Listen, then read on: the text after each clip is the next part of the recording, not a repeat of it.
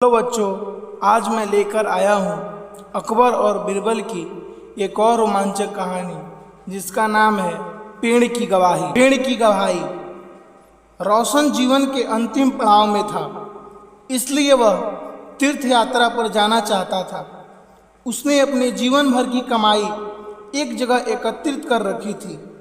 जब उसके मन में तीर्थ यात्रा पर जाने का ख्याल आया तो उसने उसमें से कुछ असरफियाँ निकाल ली और बाकी बची हुई 1000 असरफियाँ एक थैली में भर ली और अपने मित्र दीनानाथ को देते हुए बोला, मित्र, यह मेरे जीवन भर की कमाई है। अब मैं तीर्थ यात्रा पर जा रहा हूँ। अगर मैं 1 साल के अंदर नहीं आ पाया तो तुम इन्हें किसी नेक काम में खर्च कर लेना। 1 साल तक ये असरफियाँ तुम्हारे पास मेरी एक अमानत है। अगर मैं आ जाऊंगा तो मैं आकर वापस ले लूँगा। दीनानाथ ने कहा, आप चिंता ना करें, मैं आपकी यह अमानत संभाल कर रखूँगा। आप बिना चिंता किए आराम से तीर्थ यात्रा पर चले जाइए। दीनानाथ की बात पर यकीन कर रोशन चला गया। इतना सारा धन देखकर दीनानाथ का मन बदल गया और उसने उन सारी असरफियों को हजम करने की ठान ली। 1 वर्ष बाद जब रोशन तीर्थ यात्रा से वापस आ गया और दीनानाथ के पास अपना धन लेने गया तो दीनानाथ ने धन देना तो दूर, रोशन को पहचानने से भी इनकार कर दिया और उसे बेइज्जत कर घर से भगा दिया। बेचारा गरीब रोशन अपने दोस्त की इस हरकत पर यकीन ही नहीं कर पाया, लेकिन रोशन ने भी हार नहीं मानी और अपना धन दीनानाथ से लेने के लिए उसने बादशाह अकबर के दरबार में न्याय के लिए गुहार लगाई। अब दीनानाथ को भी दरबार में बुलाया गया, लेकिन दीनानाथ अभी भी रोशन को पहचानने से इनकार कर रहा था। रोशन के पास अपनी बात को साबित करने के लिए न तो कोई गवाह था और न ही कोई सबूत। सच्चाई का पता करने के लिए बादशाह ने ये मामला बीरबल को सौंप दिया। बीरबल ने दोनों से दोबारा पूछताछ की, लेकिन दीनानाथ ने अपनी बात पर अटल रहा। बीरबल ने रोशन से पूछा, तुमने किसके सामने अपना धन दीनानाथ को दिया था?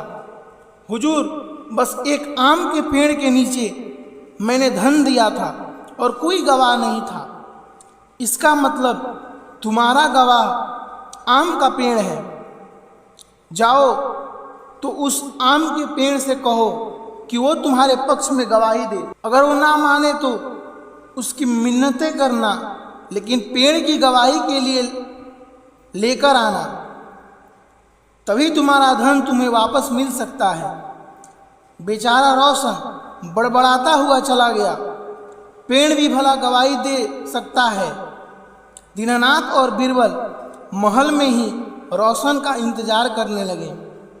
जब कुछ समय गुजर गया तो बीरबल बोला, अब तक तो रोशन आम के पेड़ के पास पहुंच गया होगा और उससे मिन्नतें कर रहा होगा।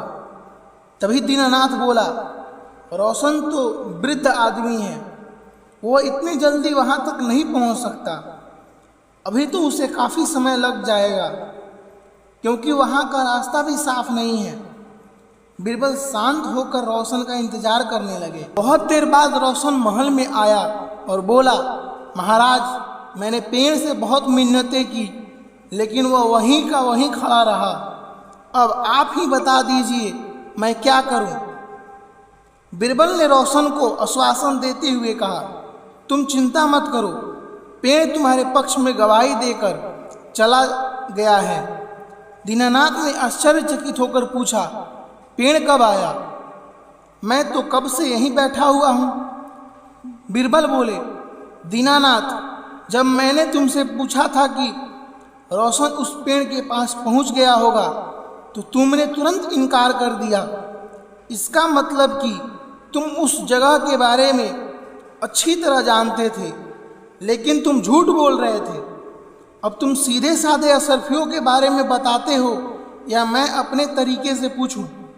बेचारे दीनानाथ ने डर के मारे सब कबूल कर लिया।